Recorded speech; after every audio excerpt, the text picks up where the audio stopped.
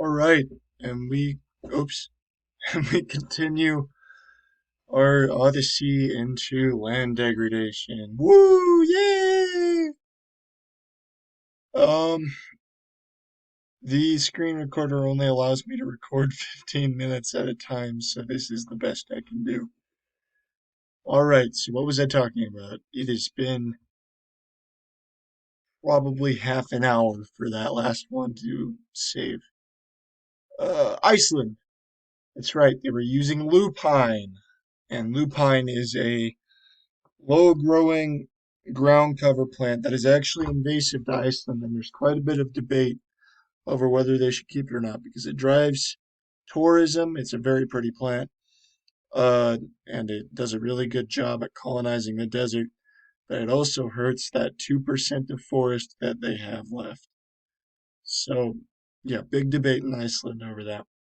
And that is the extreme that land degradation can be taken to where the existing deserts expand, new deserts are formed, not just in farmland, but over the entirety of a landmass, an island, a continent. Uh, and as you can see from Niger, there's some very real social implications of land degradation, which is that a country has to rely on imports for food, and that can really hurt the economy and by extension, the people who rely off the economy to be good because there's not really a lot of other option when you can't farm your own food. Um, uh-oh, there we go. Excellent. How to solve land degradation? All right, well, this is a complicated question. The only real answer is just to say sustainable agriculture and be done with it because land degradation encompasses so much that you need almost the entire scope of sustainable agriculture to fight it. Uh, but here I have a few examples listed. We have use organic fertilizer rather than synthetic. Not only is this good for the surrounding environment, it also helps farms be self-reliant because they can generate their own organic furniture with a little extra expense.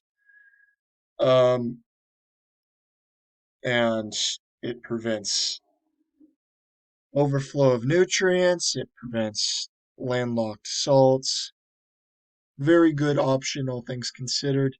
Some farms can leave a percentage of their yields on the ground every year to just generate that organic fertilizer with no effort. Very good strategy.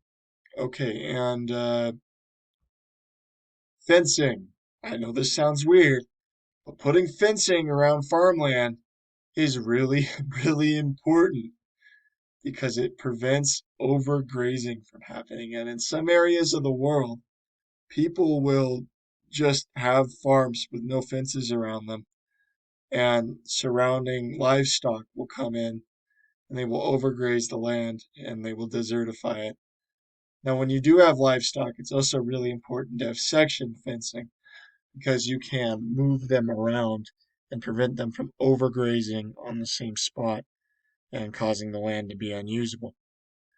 Uh, Rotating livestock like this actually does a lot more good for the soil health and for the health of the ecosystem than it does harm, because this is the behavior uh, herd animals naturally exhibit, and it helps to bring that, you know, okay, I set myself up for something and then did not deliver. Uh, it helps to move them because they fertilize each of the segments in turn, and also trample the dead grass, eat the tall growing grass, and give all the grass like it's like mowing your lawn, except with added fertilizer, and it's just very good maintenance practice to rotate your animals. Piling stones at the edge of farmland also does a great deal to prevent nutrient loss because it locks the nutrients into the stones and prevents them from being lost in erosion. Very good strategy. Agroforestry is a very comprehensive method to prevent land degradation by just keeping the trees. Uh, Probably the most simple method to prevent land degradation. It does make it a bit difficult to use certain mechanized methods of harvesting and planting, but in the long term, it is worth it and increases yield. Uh, and the topsoil microbiome. Have you ever seen these big sprinkler structures? This is actually, at least I believe, a better form of irrigation than the in-ground irrigation because this is something that prevents over-salinization in the first place. It prevents underground flooding because it can be moved and is not locked into the ground. Uh, More labor intensive and more expensive, but again, more worth it.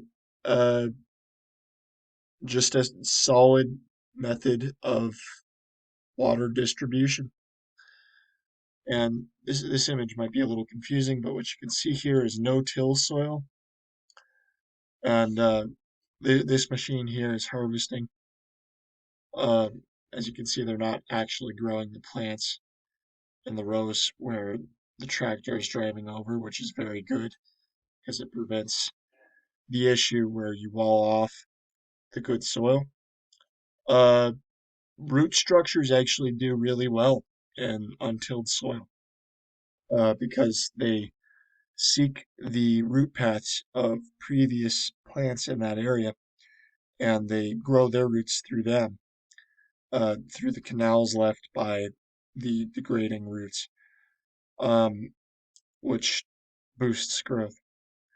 And crop rotation also prevents land degradation. Obviously, because it's linked to all these other things. And it provides a good variety of nutrients in the soil. Okay, this has been my TED Talk. Thank you for listening. I am done now. Thank you.